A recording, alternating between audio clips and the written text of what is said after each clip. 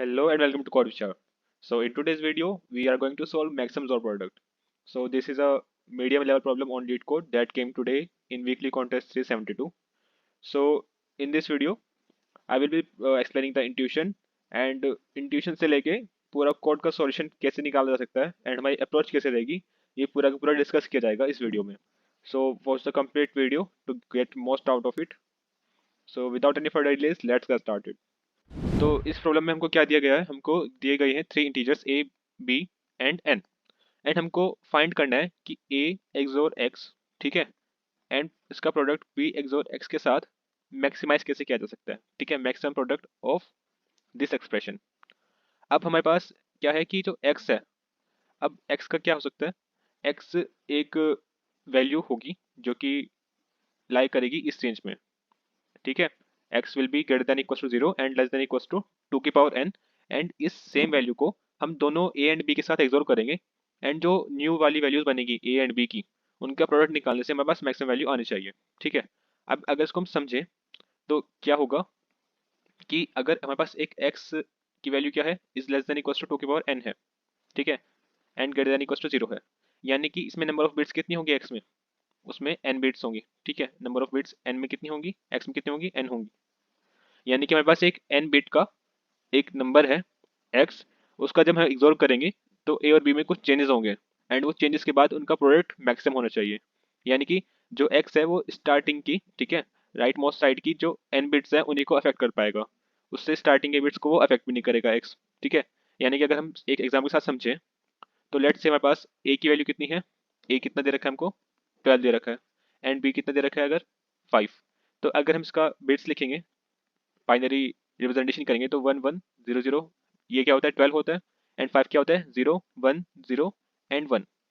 यानी कि अगर हम इसको किसी नंबर के साथ एक्सोर करें, ठीक है, लेट्स हम इस कंडीशन में n इक्वल टू 4 ही मान रहे हैं, ठीक है, n इक्वल टू 4 माना, यानी कि ये यहाँ से यहाँ तक अफेक्ट कर पाएगा, ठीक है, यहाँ से यहाँ तक के बिट्स को अफेक्ट कर सकता है x, यानी कि और हम इसको मान रहे हैं x, ये हमें फाइंड करना है. अब अगर हम क्या होता है कि एक्सोर में क्या होता है, एक्सोर में क्या होता है, अगर मेरे पास 0 1 है तो वो हमको जीरो टर्न करके देगा, अगर 1 1 है तब भी हमको जीरो देगा, बट अगर जब हमारे पास वन कब देता है, जब डिफरेंट वैल्यूज आती है, ठीक है, जब डिफरेंट वैल्यूज आती है तब हमको वन देता है एक्सोर. तो वही हमारे पास कंडीशन है कि अगर हमारे पास हम क्या कर लेंगे, हम करेंगे अगर हमारे पास ए और बी इन दोनों का इंडेक्स मैच कर पा रहा है, दोनों में वन वन है, तो हम एक्स में क्या रख लेंगे, एक्स में हम जीरो रख लेंगे, ताकि जब हम ए एक्सोर एक्स करें इस पोजीशन के लिए तो यहाँ पे बिट वाइज में जो न्यू ए बनेगा उसमें वन काउंट हो जाए एंड बी में भी वन आ जाएगा, ठीक है. इस कंडीशन इस इन केस के लिए तो कोई दिक्कत है ही नहीं है, जहाँ पे मेरे पास वो बिट ए की बिट एंड बी की बिट मैच कर रही है, सिंपली वहाँ पे तो कोई दिक्कत नहीं है, मैं एक्स में अपोजिट वैल्यू ले लूंगा. जैसे कि यहाँ पे क्या है, यहाँ पे ए में जीरो है, बी में जीरो है, तो यहाँ पे मैं एक्स में वन ले लूंगा, इसमें कोई दिक्कत नहीं है. क्योंकि अब इससे क्या होगा, मेरे पास जो नया वाला ए बनेगा ना, जो न्यू ए बनेगा, जो न्यू ए बनेगा उसमें ये पोजीशंस पे तो नहीं पता क्या आएगा, बट इन पोजीशन में वन आ सकता है. सिमिलरली बी में भी क्या है, इन पोजीशंस पे नहीं पता है फिलहाल किस वक्त कि क्या आएगा, बट इन पोजीशन से वन आ सकता है. जब मेरे पास एक्स में क्या होगा, एक्स में मेरे पास इस पोजीशन पे जीरो होगा, इस पोजीशन पे वन होगा, जैसे कि हमने यहाँ पे एज्यूम करा है, ठीक है. अब हम समझ लेते हैं कि जब मेरे पास बिट्स में मतलब ए का कोई बिट और बी की कोई बिट मैच नहीं कर रही है तो मैं वहाँ पे क्या रखूँ, ठीक है. अब नीचे आते हैं, देखो,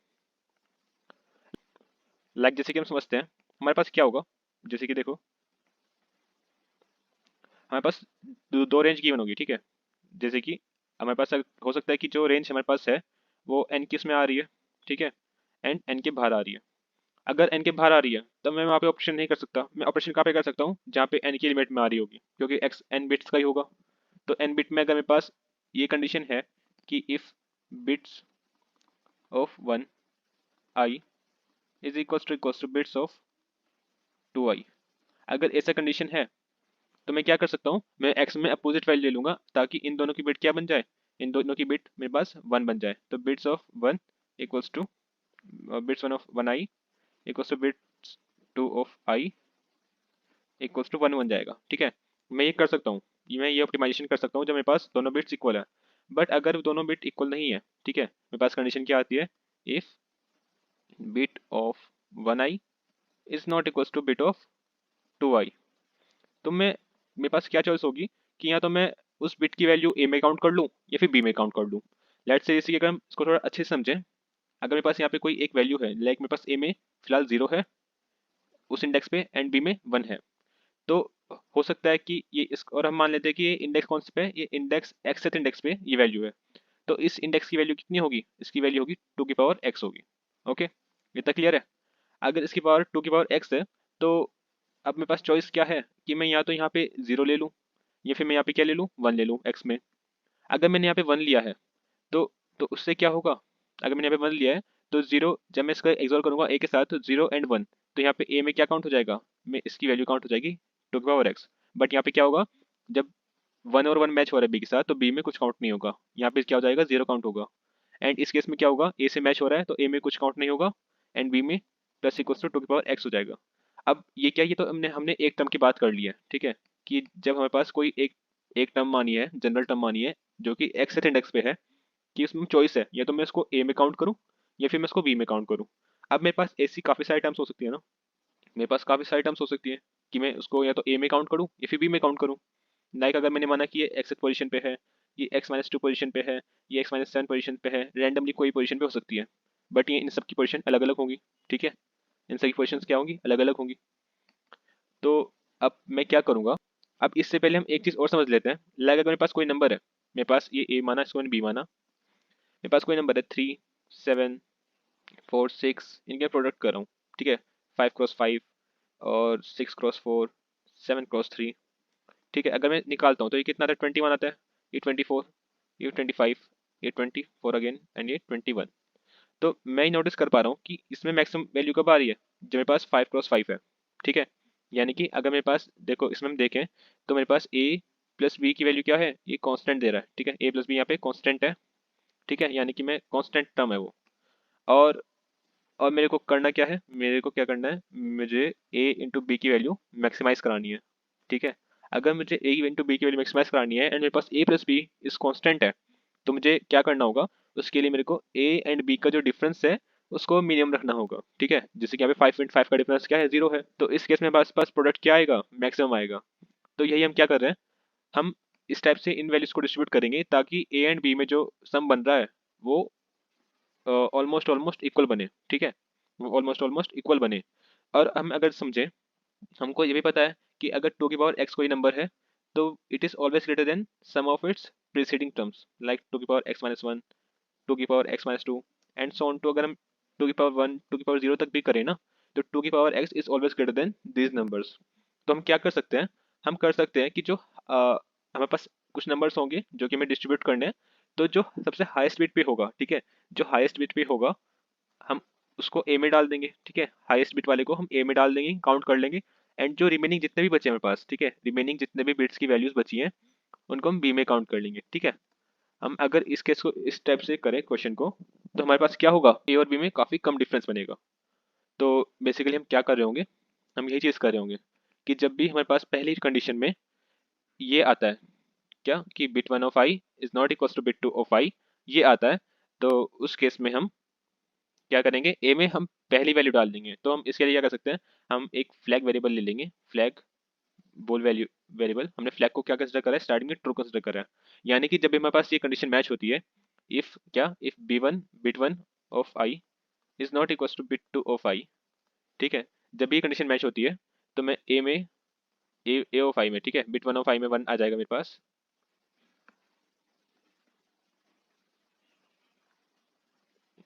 जब भी ये कंडीशन मैच होती है तो मेरे पास क्या होगा कि बिट 1 ऑफ आई में ऑब्वियसली 1 आ जाएगा एंड बिट 2 ऑफ आई में क्या आ जाएगा, 0 आ जाएगा।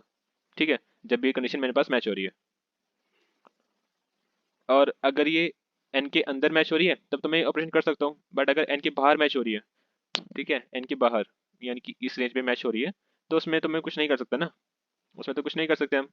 तो उसके लिए क्या होगा, तो उसके लिए क्या होगा, हम हमेशा लेट करेंगे कि मानेंगे कि ए जो है वो बी से बड़ा है। अगर ए बी से छोटा भी होगा तो हम स्वैप करके ए में बड़ा वैल्यू रखेंगे। ठीक है, तो यहाँ पे जब भी पहला कंडीशन आएगी जहाँ पे हमारे पास ये मैच नहीं हो रहा है, तो उसमें क्या होगा कि हमारे पास ए में क्या होगा, उस टाइम पे 1 होगा एंड बी में 0 होगा। यही कंडीशन होगी पहली, जहाँ पे उनका डिफरेंस मैच नहीं हो रहा होगा। और जब भी मेरे पास ये कंडीशन मैच हो जाएगी तो मैं फ्लैग में क्या कर दूंगा, मैं डाल दूंगा फॉल्स। ठीक है, मैं फ्लैग में फॉल्स डाल दूंगा। अब अगली बार से जब भी मेरे पास ये कंडीशन मैच नहीं हो रही है एंड वो, तो अब मैं क्या चेक करूंगा, मेरे पास कंडीशन क्या रह जाएगी, तो मैं क्या डाल दूंगा, फ्लैग में फॉल्स डाला। ठीक है, अब मैंने बस ये समझ लिया है कि मेरे पास ए में हाईएस्ट वैल्यू आ चुकी है, चाहे वो पहले से आई है या हमने डाली है। ठीक है, उसके लिए क्या है, फ्लैग है, वो बता रहा है कि ए में एक हाईएस्ट वैल्यू आ चुकी है। उसके बाद से मैं क्या चेक करूंगा, मैं ये चेक करूंगा कि जब भी मेरे पास bit of I is not equal to bit two of I आए, लिख देते हैं इसको। मैं क्या चेक करूंगा, जब भी मेरे पास bit one of I is not equal to bit two of I आए एंड जो आई की वैल्यू है वो रेंज में आई किसके, 50 माइनस एन के, यानी कि अगर ये मैं इसको जीरो इंडेक्स से काउंट कर रहा हूँ तो इसका इंडेक्स कितना होगा, 49। एंड ये कितना होगा, ये होगा एन माइनस 50। ठीक है, तो जब भी ये, सॉरी 50 माइनस एन होगा। ठीक है, तो अगर हमारे पास आई जो है इस रेंज में आ रहा है and bit two of match नहीं कर रहा है एंड साथ साथ क्या है, फ्लैग भी मैच नहीं कर रहा है, फ्लैग भी क्या है, फॉल्स है, तो मैं बिट टू में क्या डाल दूंगा, जो कि रिमेनिंग बिट है उसमें मैं वन डाल दूंगा एंड बिट वन में क्या करूंगा, मैं जीरो डाल दूंगा। ठीक है, मैं इतना करूंगा और इससे क्या होगा, मेरे पास इक्वली डिस्ट्रीब्यूट हो जाएगा ऑलमोस्ट ऑलमोस्ट। एंड जब मेरे पास ये bit one of I and bit two of I को देन मैं एक नंबर में कन्वर्ट करूंगा। ठीक है, उसके बाद उनका प्रोडक्ट निकालेंगे तो मेरे पास मैक्सिमम प्रोडक्ट दे देगा। तो इसको हम कोड को समझते हैं ताकि हमें ज़्यादा क्लैरिटी मिले। तो अब कोड को समझ लेते हैं। तो कोड में क्या है, हम अगर a is less then b है तो हम उसको स्वैप कर दे रहे हैं, यानी कि a में हम हमेशा ग्रेटर वैल्यू रख रहे हैं। ठीक है, ग्रेटर वैल्यू रख रहे हैं यानी कि जब भी हम उसको ट्रेवर्स करेंगे फ्रॉम लेफ्ट हैंड साइड, ताकि तब क्या हो, जब भी बिट का डिफरेंस आए तो a की बिट हमेशा वन रहेगी उस केस में एंड b की बिट जीरो रहेगी, क्योंकि पहला डिफरेंस में, जहाँ पे पहला डिफरेंस उनमें आ रहा होगा ऑब्वियसली a ज़्यादा होगा, यानी कि जो हाईएस्ट बिट है a वाली वही वन होगी एंड b की जीरो होगी। सेकेंडली हम क्या कर रहे हैं, क्योंकि हमको दे रखा है कॉन्स्टेंट्स की A and B can be as long as 2 to the power 50। ठीक है, तो उसके लिए हम उनकी बिट्स को स्टोर कर रहे हैं इन अ वेक्टर। ठीक है, इन वेक्टर फॉर्म में स्टोर कर दे रहे हैं एंड उसके लिए हमने एक फंक्शन बनाया है इंटीजर टू बिट्स। ठीक है, इसको हम लॉन्ग टू बिट भी बोल सकते हैं क्योंकि लॉन्ग टाइप का वेरिएबल है। तो ये क्या कर रहा है, हमें पास इस नंबर को इस बिट्स के फॉर्म में स्टोर कर दे रहा है इस वेक्टर के अंदर। तो ये तो सिंपल सा लॉजिक है, काफ़ी कॉमन है, इसको देख सकते हैं। अब हम आते हैं आगे। हम आगे क्या कर रहे हैं, हमने समझा था कि जब भी हमारे पास हम आई से लेके 50 तक ऑपरेशन चला रहे हैं, हम लेफ्ट हैंड साइड से राइट हैंड साइड तक जा रहे हैं बिट्स में। ठीक है, तो उस केस में हम क्या कर रहे हैं, अगर हमारे पास, हमने समझा था, अगर हमारे पास दोनों की बिट्स मैच हो रही है जो कि सबसे सिंपलेस्ट केस है एंड वो एन के रेंज में आ रही है। ठीक है, एन क्या है, 50 माइनस एन से लेके एन तक जाएगा। ठीक है, 51 तक जाएगा, जो कि इसका जो राइट मोस्ट एन बिट्स हैं उन्हीं को अफेक्ट कर पाएगा नेक्स्ट।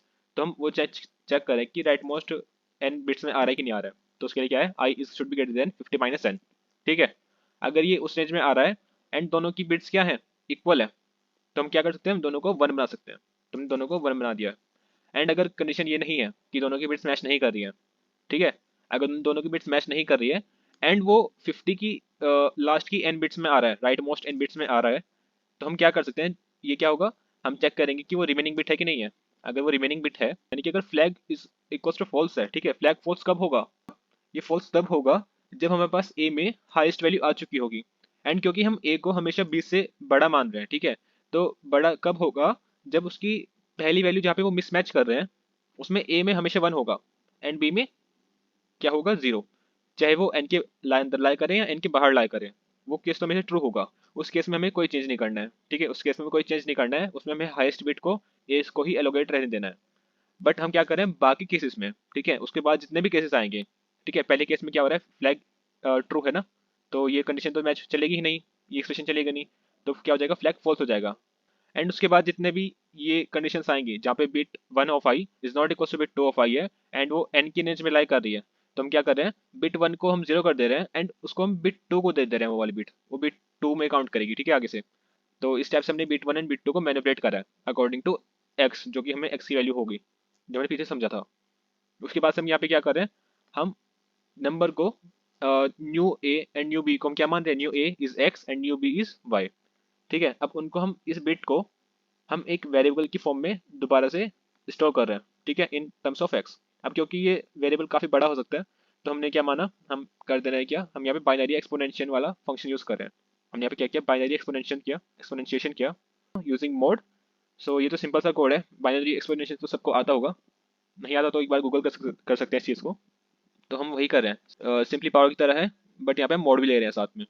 तो जहाँ पर भी बिट्स हमारे पास वन है, ठीक है, जहाँ बिट्स अगर बिट वन ऑफ आई में वन है तो हम एक्स में उसकी पावर वैल्यू ले लेंगे, नहीं तो सिंपली वहाँ पे जीरो रहेगा। एंड सिमिलर केस वहाँ पे है बिट टू के साथ, और साथ साथ हम मॉड्यूलस भी ले रहे हैं। एंड जब हम यहाँ पे इनका प्रोडक्ट निकालेंगे तो उसमें भी हमको क्या करना होगा, मॉड्यूलस लेना होगा। तो ये इतना ही कोड रहेगा। अगर हम इसको सबमिट करें,